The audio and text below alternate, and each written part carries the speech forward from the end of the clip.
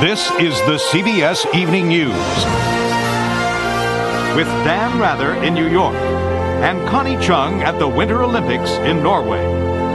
Good evening. 48 hours before a deadline for NATO airstrikes, Bosnian Serbs have promised to withdraw all of their heavy guns from around Sarajevo.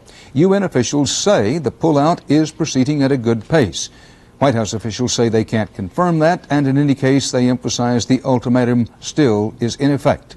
CBS News war correspondent Barry Peterson begins our coverage from Sarajevo. The Serbs may be in full retreat, turning their weapons over to armed UN guards or simply moving them off to other battlefields, saying they'll meet the NATO deadline 24 hours early. With their backs to the wall, the Serbs still didn't call it retreat. The people who started this war called it making peace. If this model be very successful, then this model could be implemented throughout Bosnia and Herzegovina. Hammering out details meant a day of armored car diplomacy, a UN envoy crossing battlefields to reassure both sides. Bosnia's president, so upbeat, he talked of Sarajevo back to normal in a few months. The UN envoy agreed with a rare thing around here, a smile. I think to be realistic, I think President Izetbegovic is right.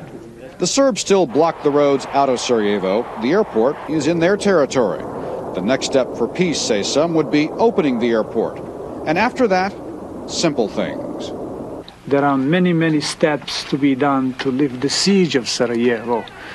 We want to open the roads, to open schools, to unify families. The problem is peacekeeping is taking its toll on the peacekeepers. As more troops are deployed on the hills around Sarajevo, reinforcements are being brought in from elsewhere in Bosnia.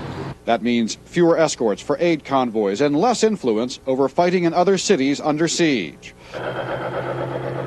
But calls for several thousand reinforcements have so far not been heeded.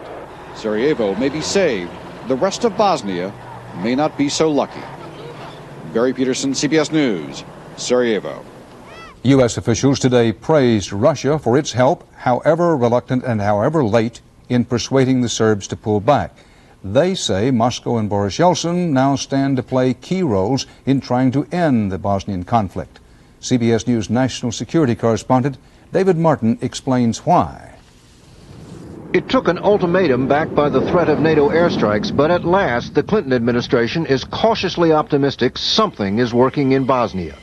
The Secretary of State is so encouraged, he told CBS News NATO might use the threat of force in other parts of Bosnia as well. Now, it's possible that NATO will take some action elsewhere in Bosnia. As you know, the NATO resolution applies to Sarajevo, not to other cities. Conceivably, it could apply to other cities in the future.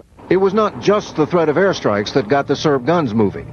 Russia's surprise offer to put 400 soldiers into the mountains around Sarajevo seems to have convinced the Serbs it was safe to pull back.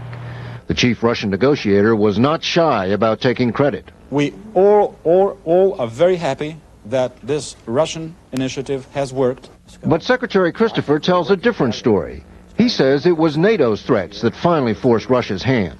We've been requesting the Russians for a long time to exercise their influence with the Serbs to stop the killing. If Christopher is serious about using the threat of airstrikes to relieve the strangulation of other towns in Bosnia, it is likely to put the U.S. at odds with Russia. The course of action they are suggesting are extremely dangerous, because in Bosnia-Herzegovina there can be no such thing as strike and negotiate. You can have either negotiations or an all-out war. Secretary Christopher claims U.S. leadership is responsible for silencing the guns of Sarajevo. But the real measure of leadership will be whether the U.S. and its allies can produce a peace plan for the rest of Bosnia without waiting for another massacre to galvanize them to action. David Martin, CBS News, The Pentagon. Here at the Olympics today, a real showstopper starring a hard-luck athlete from America's heartland.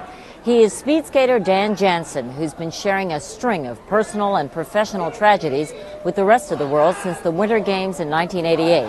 Well, today, the world got to share his final bid to break on through in the 1,000 meters and his final